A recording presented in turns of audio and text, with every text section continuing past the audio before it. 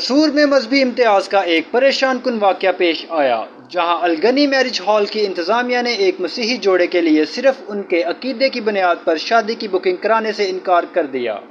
یہ واقعہ 30 ستمبر 2024 کو پیش آیا، جب لطیف پورہ کا رہائشی ماجد، جسے وکی کے نام سے بھی جانا جاتا ہے، اپنی بہن کی شادی کی بکنگ کروانے کے لیے میرج ہال پہنچا۔ ماجد نے بتایا، جب تمام انتظامات کو حتمی شکل دی جا رہی تھی تو ہال مینیجر نے ان کے مذہب کے بارے میں دریافت کیا۔ یہ جاننے کے بعد کہ وہ مسیحی ہیں، انہوں نے مذہبی بنیادوں پر بکنگ کو آگے بڑھانے سے انکار کر دیا۔ مینیجر نے بتایا کہ ہال مالکان کے حکم کے بعد مسیحیوں کو پنڈال میں تقریبات کی منعقد کرنے کی اجازت نہیں۔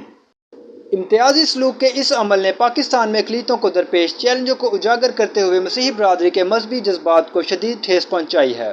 تاہم اس طرح کے واقعات مسیحیوں کو اپنے ہی ملک میں غیر محفوظ محسوس کرواتے ہیں۔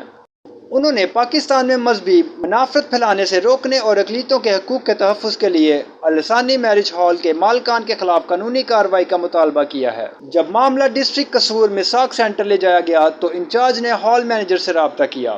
مینیجر نے فون پر اعتراف کیا کہ وہ مذہبی وجوہات کی بنا پر مسیحیوں کو تقریب کے مقام پر منعقد کرنے کی اجازت نہیں دیتے۔